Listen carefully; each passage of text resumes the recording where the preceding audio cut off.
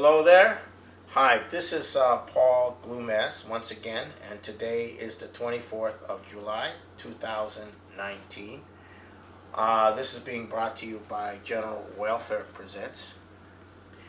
And we have quite a situation coming off the 50th anniversary of the moon landing. Uh, it's being seized upon all over the world in the context of President Donald Trump's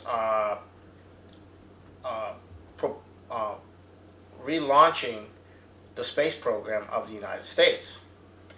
And the relaunching of the space program of the United States, he's mandated that the U.S. go back with a man and woman on the moon and set up a permanent base by 2029, go back by 2024. Now, the money isn't there yet.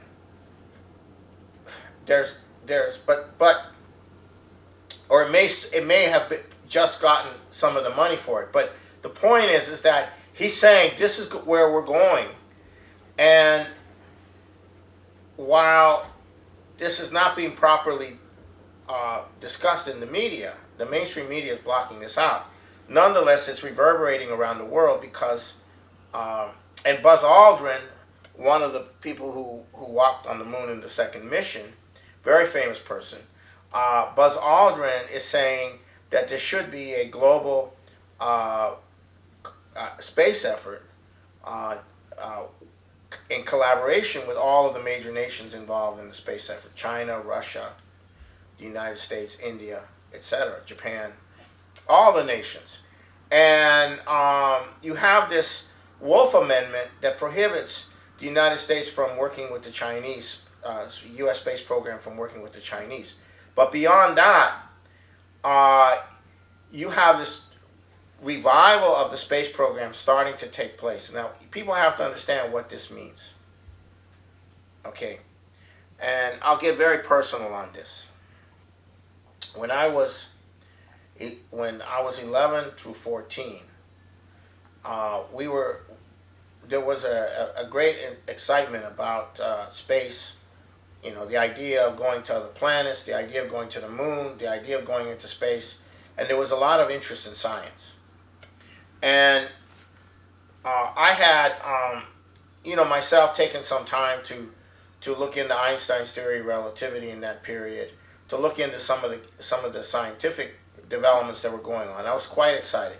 But by the age of 14, I had lost that excitement.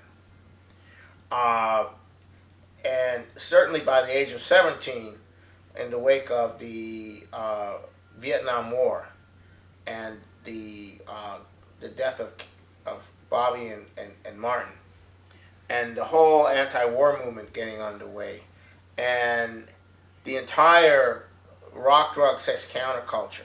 There were four things that I was afraid of that governed my life. One was the threat of a nuclear war. We were always at the threat of a nuclear war.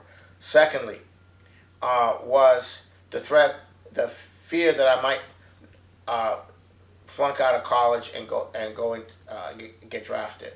So I had a fear of the draft.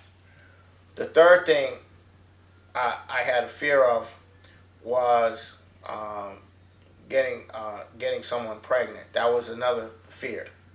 And these were the fears that governed my life at that time.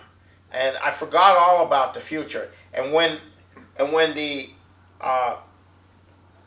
Apollo landed on the moon in 1969, I was not even paying attention. It was already, I was already angry about the Vietnam War. I was already swept up in the counterculture and everything. And it turns out that the funding started to decline after 1965. And that's it. Now, a lot of people today can't believe that we actually went to the moon, because why would we have gone to the moon and not done it, not followed through, not continued to develop the space. Now, the reason we haven't done this is because it was a deliberate operation. Uh, uh, the famous Rappaport report said that the problem was, and this is coming from the British, the problem was that the space program was causing people to be too optimistic, and that this optimism would feed into other areas and would cause uh, problems for what the British were what was being prepared for the United States. So all of these things happened, and we lost connection completely, and we went into our young people at that time, my age, they became anti-American because of the Vietnam War. The people who fought the war were the working class. They got whacked out by the Vietnam War. We lost a sense of progress. At the same time, right after this, in the early 70s and late 60s, you had the population bomb, fear of population, fear of too many people. We're going to run out of resources. So one scare after another, and the climate scare, and all these scares were dominating the mindset of the population, and we lost a sense of the future. We lost a sense of progress. And what is happening now is that we are going back to the moon, but we're going back in the context where it's not just the United States. It's Russia, it's China, it's India, and Japan. And we're going back to the moon, and we will most likely, it'll be collaborative. Now, John F. Kennedy, just before he died, gave a speech in which he called for a joint U.S.-Soviet cooperation in space. He died not. That would have been fantastic. That would have begun the process of ending the Cold War. He said we can work together on those things which we have mutual. We can work together on the space program, and that was key. But that never happened. So today we're in a situation where this is coming back. This is huge, and Lyndon LaRouche, in particular, has emphasized the revival of the space program and Moon-Mars colonization perspective from the standpoint of generating all the new technologies that we need, including fusion. Because if you're going to go into space, you got to develop fusion. And lo and behold, Vladimir Putin recently called for a global cooperative crash program among all nations for developing fusion power. So Putin is on, Trump's on, Xi Jinping of China is on, the Indians are on. So there is this convergence to a viewpoint that the future of mankind, the future technology, the future industrial technological development of man is going to come from this. All right, so this is huge. But it hasn't trickled down yet to the population in affecting their pessimism, because the U.S. population is very pessimistic. Its political leaders are very pessimistic, except for perhaps Trump, who's not pessimistic, but is having to deal with this massive pessimism in the population and in the political class and in the institutions and in the establishment and so forth and so on. Now, some very interesting things have happened. You had the North Korean development where Donald Trump walked across the DMZ. And then you have Donald Trump just a few days ago in an interview, press conference with Imran Khan, the visiting Prime Minister of Pakistan. He said the following. You got to get a sense of how this works. He said, "Yeah, we could end the Afghan war. I could carpet bomb the place back to the Stone Age. We could carpet bomb the place back to the Stone Age and kill 10 million Afghanis. But I don't want to do that. But we've been a policeman there for 19 years. Why are we a policeman? They should be policing themselves. Why are we a policeman? So we got to do something else." And I want to thank Prime Minister Khan for his involvement in mediating between us and the Taliban. And then a little while later, Imran Khan says, we could use some help in mediating between you. You could help mediate between India and Pakistan over the issue of Kashmir. And then Trump says, well, I've been approached to do that by Modi, the Prime Minister of India. So what's going on here? Trump is being asked by both countries to mediate their the situation, the hotspot in Kashmir. Well, what does that mean? That means kick the British out. Because who runs all these terrorist operations internationally? Who runs the whole thing through a number of different ways? It's run by the British. These are British agents inside India, British agents inside Pakistan. So now the U.S. is going to help kick the British out of Kashmir and India and Pakistan. Basically, the British networks, the British intelligence, the British terrorist networks, and so forth and so on. Now you have to understand, the world is governed by these hotspots. They constantly blow up on you. You know, the Middle East, North Korea, India, Pakistan over Kashmir,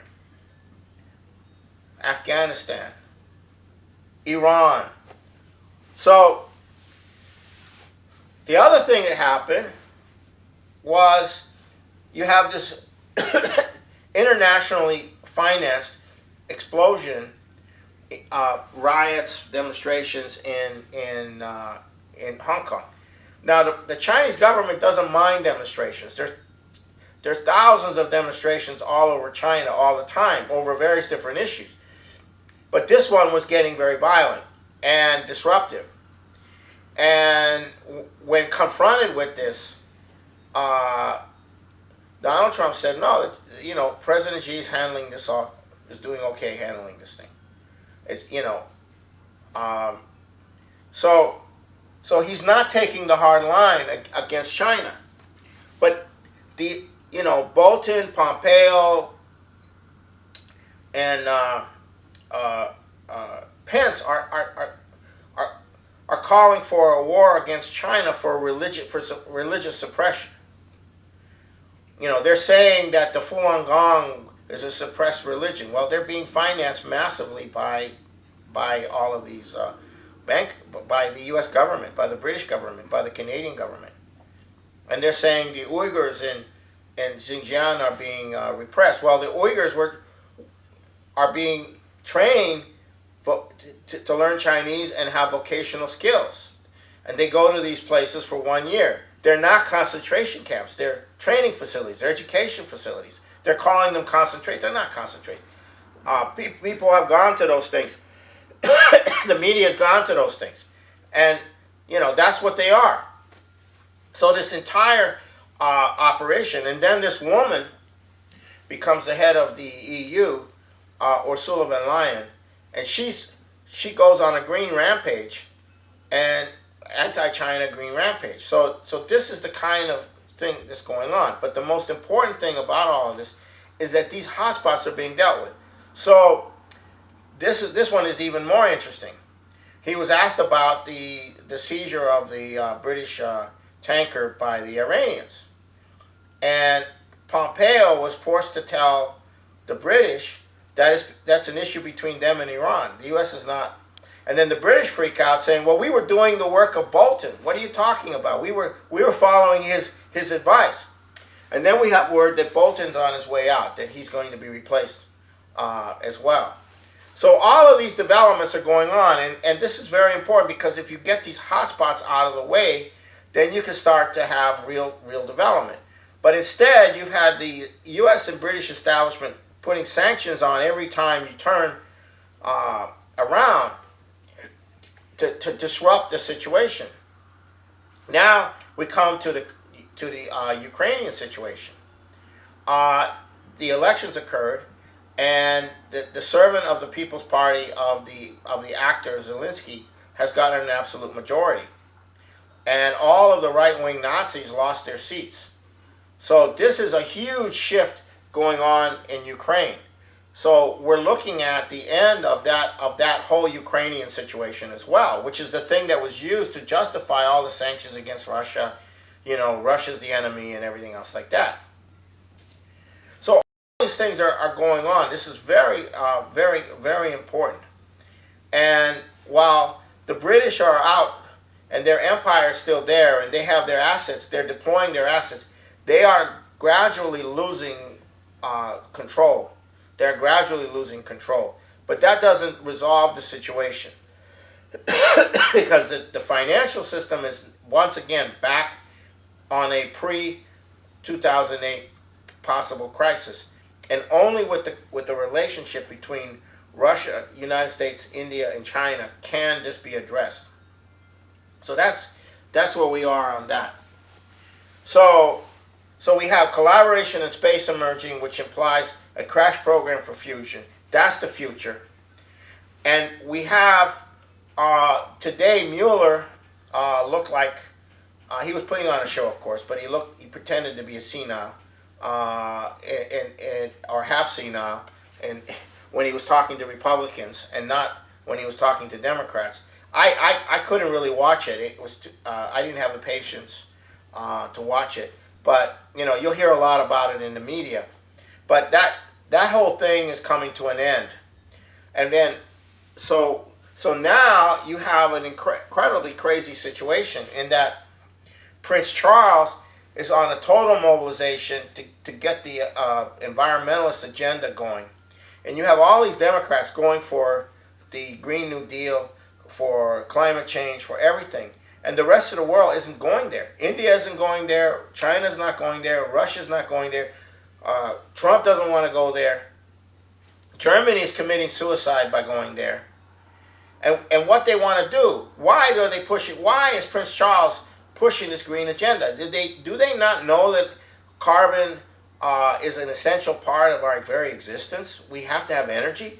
Do they not know that that anthropomorphic climate change is not a fundamental cause for changing climate? There are many other factors. Do they not know this? Do they not know that investing in wind power and solar is completely destructive? It's wasted. It's a misdirection of resources. It's the trillions of dollars that are going into this is like a total waste. Germany used to have very low electricity prices. Now they have the highest electricity prices in the world, and they're still doubling down.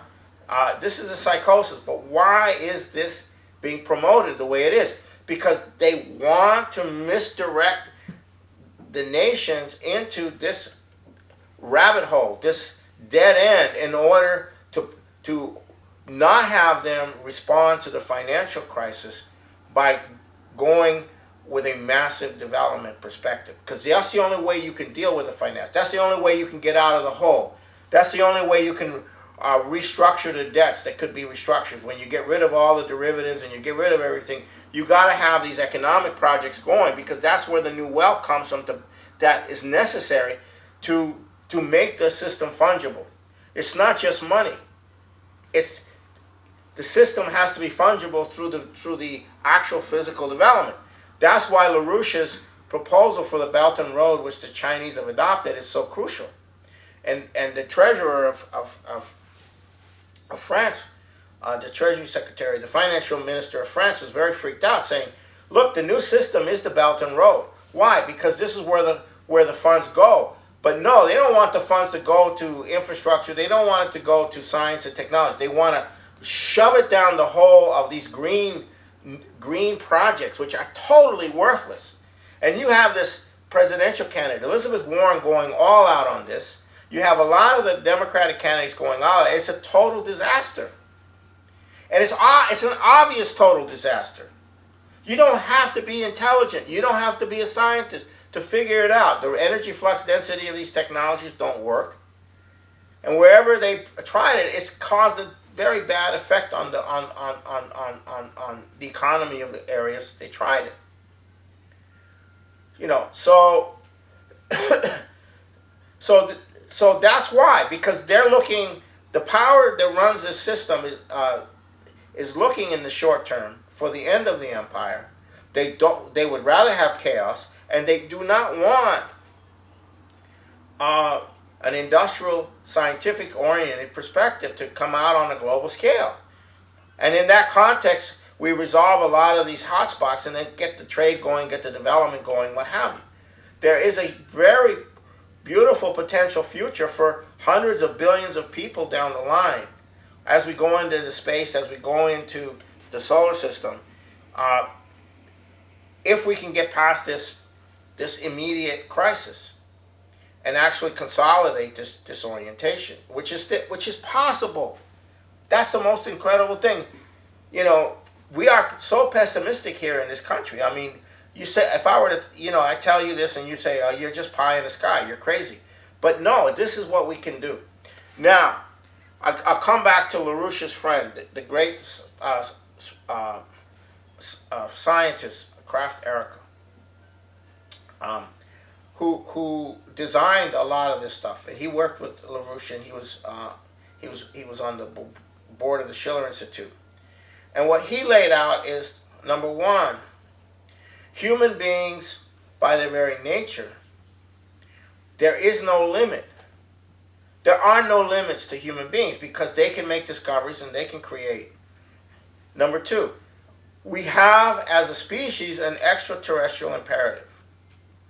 That if we don't come out of the womb of Earth and develop the solar system, then we stagnate. We collapse internally. Okay? This is very, very important. This is the where we are now. This transition is between being earthbound and being totally stuck up with the Earth, and then going out into space. And when we go out into space, we have to make discoveries. The space program itself, not the research, but the crash program, the actual commitment to get human beings on the moon and Mars and develop the capability of sustaining life on these places, that will create a vast scientific revolutions in medicine, in agriculture, in chemistry, in every area. And if we have fusion coming in on top of it, you will be able to have space travel at relativistic speeds, where you accelerate for half the distance and then you decelerate for half the distance. And in so doing, you create the internal gravity. And you have to figure out all the relationships between the human body and gravitation and electromagnetic fields and geomagnetic fields and so forth and so on. We're talking about a revolution in medicine as well. We're talking about a revolution in every area of our existence.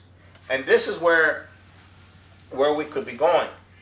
And rather than it being, one country competing against another, this is where you can pull the resources of all nations towards this. And this is beautiful.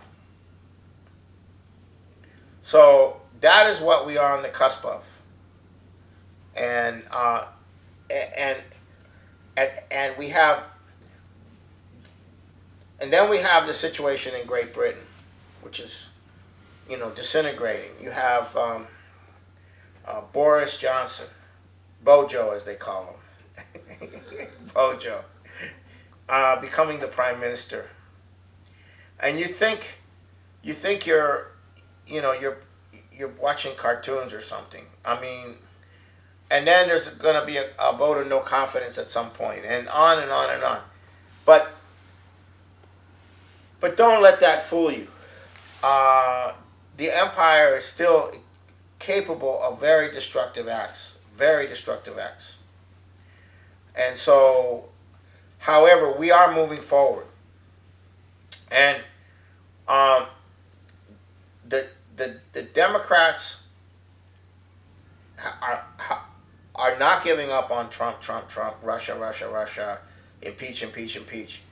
I mean, they are. Some of them are, but that is their reason for existence now. they're committing mass suicide. The Democratic Party and the Democrats are committing mass suicide. And I'm reminded of the time when the Republican Party was the party of labor and African Americans, and they committed suicide, and FDR picked up and made the Democratic Party the party of, in the 30s, made the Democratic Party the party of minorities and labor. But before that, it was the Republican Party, because it was the party of Lincoln. But it got totally corrupted, taken over by Wall Street, to the point that FDR could come in on the Democratic Party from the North, from New York. Up to then, I mean, the Democratic Party was the party of the Ku Klux Klan and slavery and all of that. So now we're seeing a similar transition going on with the Republican Party being taken over by Donald Trump and being reshaped the way FDR reshaped the Democratic Party. That's what I'm thinking is going on, because the Democrats have just gone off the deep end, and they're not going to succeed with it. They're not going to succeed with the climate change. They're not going to succeed with all the stuff they're doing. And all they're doing is driving their core constituency into the Republican Party, which is not desired by the former leadership of the Republican Party. So that's the kind of the internal dynamic that's going on right now.